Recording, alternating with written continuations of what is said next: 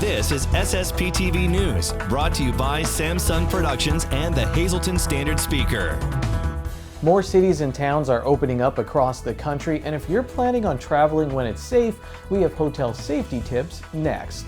Hello everyone, and thank you for watching. I'm Ken Carr with today's information from SSPTV and the Hazleton Standard Speaker, and let's get right to it. Pennsylvania added 127 new deaths due to COVID-19 on Monday. According to the State Department of Health, there were 9 new cases reported in our 3-county area. Carbon County moves to the yellow phase of reopening on Friday, and they had no new cases reported. The Standard Speaker says that only 1 new case was reported in the city of Hazleton. One non-essential business that was forced to close in March under the governor's order will now close permanently. After 24 years of serving the community, the Tamaqua YMCA will close its doors. A letter to its members on its Facebook page over the weekend stated that the Y has made the difficult decision to not reopen in 2020. Members will receive refund checks, and anyone with questions is asked to call 610-378-4717. The Hazleton YWCA closed back in June. The only 2 Ys still open in our area are the Freeland Y and the Schuylkill Y in Pottsville. For those of you hoping to travel this summer, you'll want to pay attention to this next story. Our Janine Lassant gets the latest on hotel safety from a regional director of a group of hotels in our area. We've been working very closely with the updates from the brands that we represent, which would include in Hazleton both Marriott and Hilton. They'll be introducing new standards in the coming weeks, according to their recent communications, in terms of cleanliness and safety compliancy for all of our properties. We've also been working in a new set of guidelines in terms of things that the governor has implemented. So our pools were closed, our fitness centers also remain closed. We also, for our breakfast departments, again, due to mostly restrictions that the governor has put in place, we've now done strictly a to-go breakfast. Who is traveling now? Who is staying in hotels, and how safe is it right now to be staying in hotels? That's a good question. So one of our properties, for example, the property that I'm at today is it's an upscale extended stay hotel. So we actually have project-based business that's been with us throughout this entire ordeal. So thank God to have that base business. However, as you know, where we're located, very close to the Humboldt Industrial Park, we still have corporate travelers that are coming in to visit the facilities.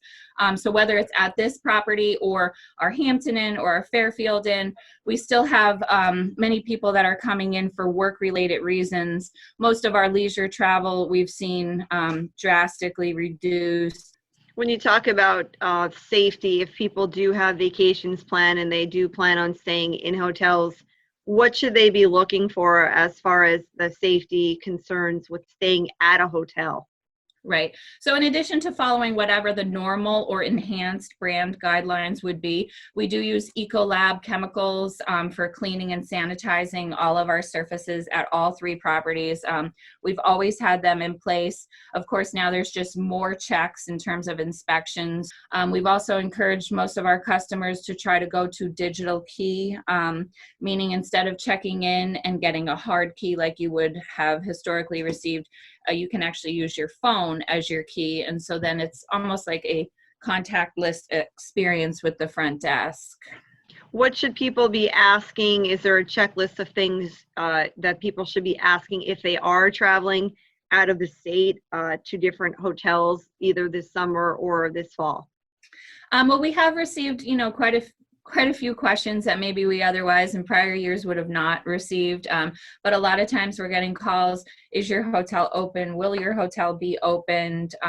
So again, we're just confirming that yes, we are open. And for 2 of the other hotels, the Hampton Inn and Fairfield Inn, both of the restaurants that adjoin them have remained open as well, which would be both Top of the 80s and Damon's. Of course, they're just in a to-go type setting as well. So basically people should know, are the reservations still secure? And then talk about the cleanliness as far as protocol, such as you're doing with the 3 hotels. Right. And a lot of times if people would like to see the room before they rent the room, we're very happy to take them and let them look at the room. So I think by just enhancing the standards that we've always followed and just making sure it's inspected and followed up properly, I think that the transition will be as smooth as it can be coming out of a situation like we all find ourselves in. Thank you very much, Janine. The Greater Hazleton Chamber of Commerce is restarting its legislative update series virtually. This Thursday, you're invited to a red carpet breakfast via Zoom. The featured speaker will be State Representative Tara Toohill, who will update the community's efforts during COVID-19. You can register online at hazletonchamber.org or by calling 570-455-1509. The hour-long free program is sponsored by Fritzingertown Senior Living Community in Drums. It begins Thursday at 8:30 a.m. Participants will be emailed the link and passcode upon registration, or you can take part via phone. The Pennsylvania primary is set for June 2nd, and you can get to know some of the candidates who will be on the ballot. Check out an SSPTV Your Vote special presentation that will start running this Friday on SSPTV. You can also watch on the SSPTV YouTube channel. Time now for weather on SSPTV News. Let's take a moment and just look at the stars. Nice, right? This shot is from Saturday night. Now that we're all chill, I can give you more good news. I think it's a pretty good weather week coming up. Here's our forecast from the National Weather Service. Tonight, mostly cloudy, low of 49 degrees. Tuesday, partly sunny with a high of 63. Tuesday night, mostly cloudy, low of 42. Wednesday, partly sunny with a high of 60. Wednesday night, partly cloudy, low of 39. Thursday is partly sunny with a high of 65. Thursday night, a 30% chance of showers after 2 a.m., mostly cloudy, low of 47. Friday, a 50% chance of showers, mostly cloudy with a high of 68. And Friday night, a 50% chance of showers, mostly cloudy, low of 55 degrees. Later this month, NASA and SpaceX will launch humans to orbit for the first time since 2011 from American soil. We get a preview next as we kick off our Summer in Space series for this year. And in sports, we learn about new Hazleton Area High School football coach Dennis Bookman. Good evening, everyone. Here is your community news for today. The Department of Community and Economic Development would like to remind all Pennsylvania residents to respond to the 2020 census. For more information, you can visit pa.gov/census. And the Miller Keystone Blood Center has an urgent need for blood donors. If you are over 16 years old and you would like to donate, you can visit giveapint.org. For more community news like this, you can log on to the SSPTV News Facebook page. SSPTV News would like to send sincere condolences to the family and friends of these recently departed. Irene A. Gladys, age 86, of McAdoo. The graveside service will be held at St. Michael's Byzantine Catholic Cemetery in McAdoo. The Damiano Funeral Home is in charge of arrangements. Online condolences can be offered at DamianoFHinc.com. Mildred Mariano of Hazleton. The Fierro Funeral Home will announce the arrangements. Jesus G. Medea, age 81, of Hazleton. Services will be private under the Joseph B. Conahan Funeral Home. Online condolences can be offered at ConahanFuneralHome.com. And Bentley Matthew Schaefer of Drums. Services will be held at the convenience of the family under the Harmon Funeral Home in Drums. Online condolences can be offered at HarmonFuneral.com.